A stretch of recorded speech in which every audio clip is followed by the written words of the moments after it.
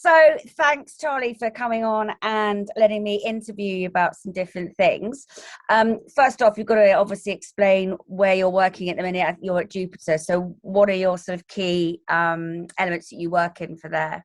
Yeah, so Jupiter is very much a visual communication company with production at our heart. So we work across four key sectors: property, sport, retail, and events. Events obviously not being that active, Yeah. over the last year.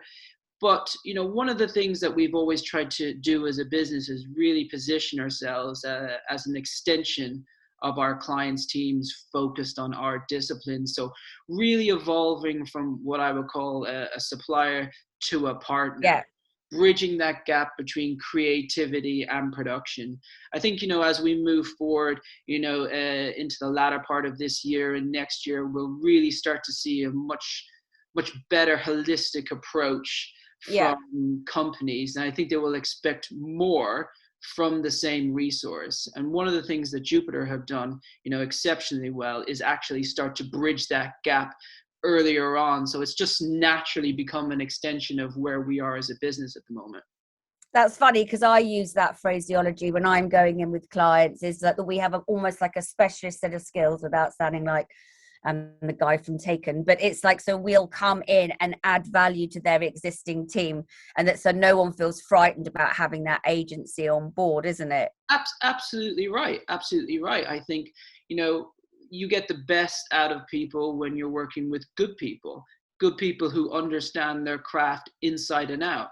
And I think if you can bring best in class into your team, it only helps, push forward creativity, your business, and ultimately, the opportunities that clients present for you. Now, I was going to leave this question to last, but you've talked about team members now. So I think you and Ben have one of the most brilliant relationships, but you are actually almost sort of like, you talk about each other as being husband and wife. I mean, let's be clear. So you live near each other, you work together, you were each other's social bubbles, you walked every day together. I mean, With our sausage dog, with the sausage dog. With the sausage dog.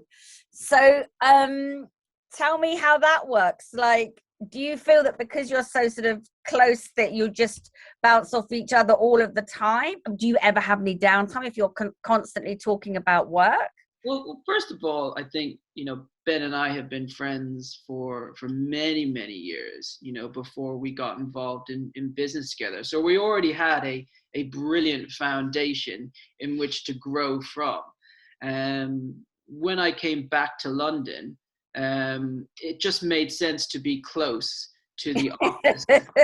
Well, I was going to say to the office, and it just so happens that Ben lives in the building next door. Man. But during the pandemic, truthfully, it was a bit of a savior for me, being able to have that bubble in which someone understands exactly what you are going through on a personal and a professional level. So to have that outlet throughout the last year has been incredibly important. And like you said, we have had a few situations and scenarios when we brought out our respective wives, where people have kind of given us the funny look and gone, wait a second, why are you two holding these two ladies' hands? So it has been a funny moment in all of this crazy times, for sure. I felt sort of, I mean, for me in terms of teams, because I bring in my teams depending on what job I'm doing. So I, on a positive, didn't have the real stress of having to deal with staff and their mental difficulties, furloughing staff, keeping people engaged, and all of that, which is incredibly stressful. And I know other people have found that bit really hard, particularly when you're young. My stepson, he hasn't got any banter. He's just here doing his job from home all the time. And when we were in our 20s, we forged really good working relationships. But so that, and I'm very, very grateful I didn't have to do that. But that also means that I didn't have anyone to do that bouncing off thing. My partners in some of the same industry as me, but not. So, me having that conversation with him was sort of slightly disjointed. And sometimes you do need that sort of like, I'm panicking and the other person comes in and says, no, you'll be all right, and then they panic and then you can hold them, I guess. And it's a bit hard. I have missed that over the time, because also you don't know how much you want to reveal about your own vulnerability in your own business to somebody who isn't working. Yeah, no, I completely understand that, and I think it almost mirrors our own business. One of the things that we decided to do very early on was to have a weekly call with all of our team, in which it was an open forum to discuss anything and anything and everything that you wanted to discuss. I mean, one of the most difficult things, the last year has been the lack of social interaction. I mean, we all know what it's like when we're in the office. You bounce ideas off each other, you create a great camaraderie, the creativity is improved. So to lose part of that overnight is a challenge, but to lose it to a level or a high level of uncertainty of what that future looks like just adds in another very strange dynamic that you have to consider. I think the only thing that we could do was use technology, as an advantage to try and keep that moving forward. So whether people were on furlough or not on furlough, everybody was part of our call. And to have that open forum where you can ask any question that you want, whether that would be around the financial aspects of the business, the commercial aspects, what the future holds, what it means for different divisions, all of those types of things. It was an open forum to do that, because you touched on, vulnerability and honesty. Actually, I think people respond to that. I think there's definitely an element where you need to kind of become the captain of your own ship and take responsibility for how you move forward. But at the same time, when you're running a business, you have to be able to welcome different opinions, thoughts, ideas, and remember that it's not you on your own here. It's us as a collective unit trying to move forward in the same direction. And I used the saying quite a bit during the last year, smooth seas don't make skilled sailors. And I think we've all learned an awful lot about ourselves personally, professionally, but overall, the resilience that I have seen from human nature has been unbelievable, because certainty in any aspect of our lives is incredibly difficult. To have uncertainty with no clear roadmap of when we might move away from the pandemic, it just, or getting your hopes up and then being slammed back into it. I mean, we actually met for lunch when we were legally allowed, and then within sort of weeks we were back in, just back again. And I think that's quite, I have to say the second lockdown was difficult for me. Third one, not so much. First one, of course, I loved. My fella hated because I gave him a DIY job list longer than anything he'd ever seen. I'm sure Paul got on well with it, though.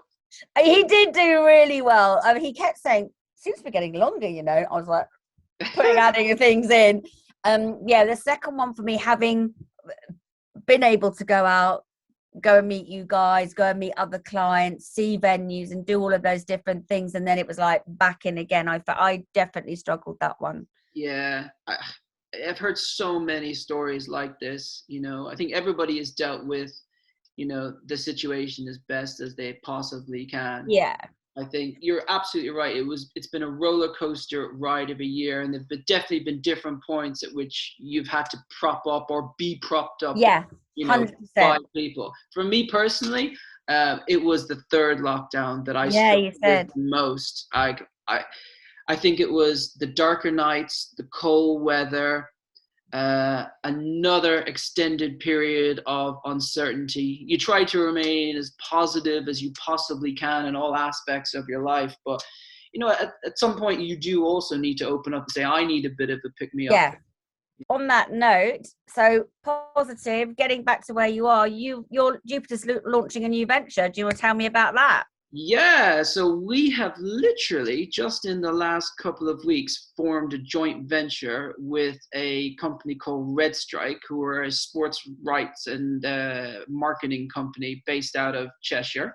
Right. The whole principle behind the business is kind of a marriage between physical and digital technology. So there's a new kind of buzzword that people are talking very heavily about, which is phygital, and about utilizing technology to bring a more comprehensive and positive emotional experience to physical environments. The very first things that we have been involved with now is the V Digital Health Passport, in using technology to start to bring people, fans, back into mass gathering and scenarios.